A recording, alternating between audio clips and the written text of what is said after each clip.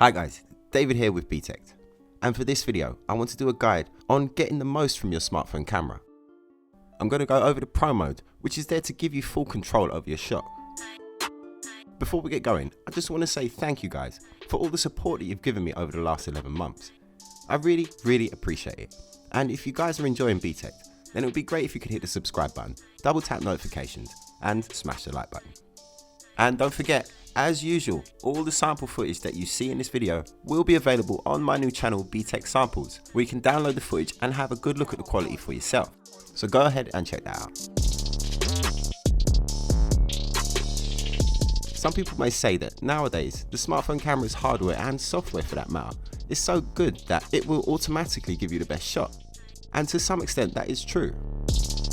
Some of the latest flagships, such as the Pixel 3 and the Mate 20 Pro, have AI systems built in that can identify many scenes and situations that you might find yourself in, analyze the objects and the available light, and give you a great shot time and time again.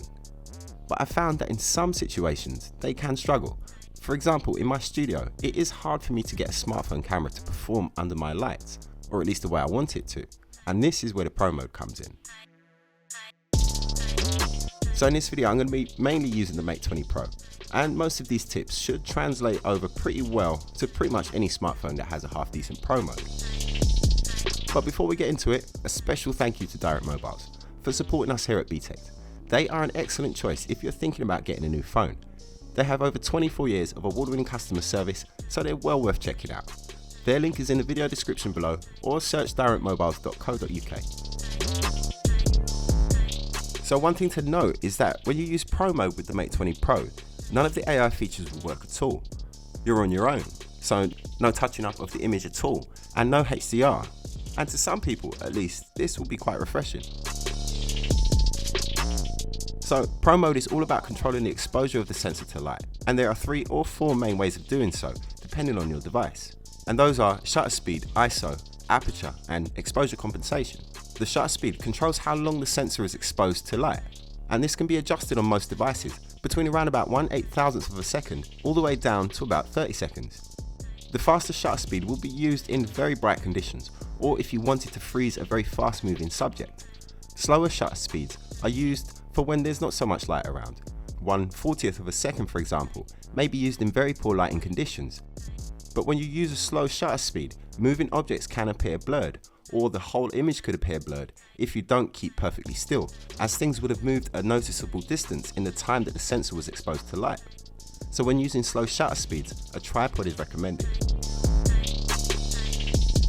The ISO, which actually doesn't stand for anything, it's just a word on its own, allows you to adjust the sensitivity of the sensor to light. Pushing up the ISO will brighten the image, however moving away from the sensor's native ISO will introduce noise and grain into your image. The higher the ISO, the more noise you will usually see. The lowest ISO setting possible is usually the native ISO when it comes to smartphones, but there are always exceptions to this rule. The aperture controls how much light is passing through the lens. Most phones have a fixed aperture, so the option doesn't really apply. The Galaxy S9, S9 Plus and the Note 9 have movable apertures, although you can only switch between f1.5 and f2.4. A lower value means more light is passing through the lens, and a higher value will reduce the amount of light, whilst having the added effect of sharpening up the image right across the frame. Although you cannot control the aperture on the Mate 20 Pro, you do have different lenses that have different apertures. So for example, if you was in very poor lighting and shooting with the wide f2.4 lens, then it might be a good idea to switch to the normal lens where you have a much brighter f1.8 aperture. This will make for much nicer shots, as the AI will not have to push up the ISO to compensate for the lack of light. Remember, pushing up the ISO increases the grain. There is also exposure compensation, which allows you to adjust the brightness of the image. This is useful if you've already set your ISO and shutter speed, but still want to further adjust the brightness. It's a bit of a balancing act between trying to keep the ISO as low as possible, whilst having a fast enough shutter speed to get a sharp shot.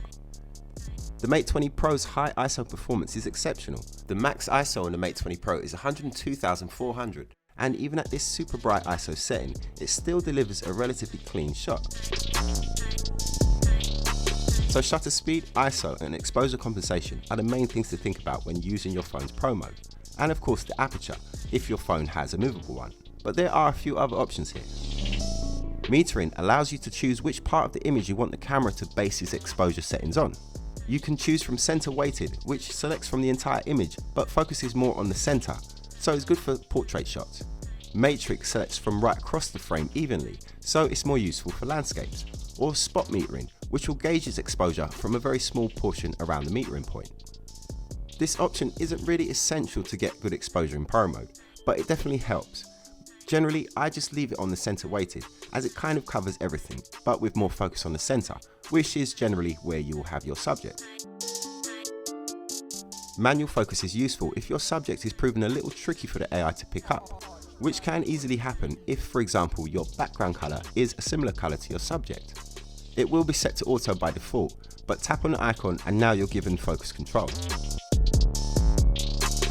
And finally, there's the white balance, which adjusts the color settings to suit the temperature of the light source. Some light sources may have a warm or a cool tone to them, in which case you would use the white balance settings to compensate for that.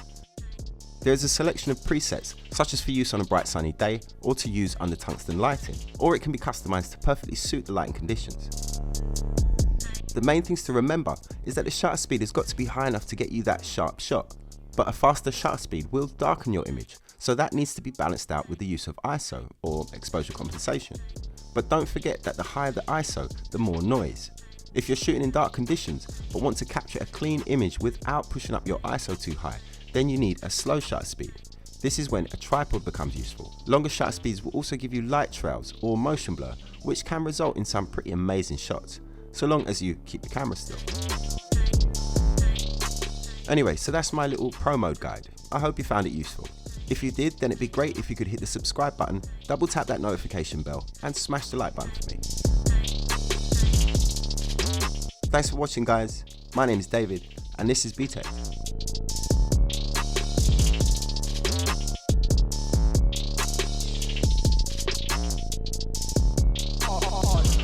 On the beat.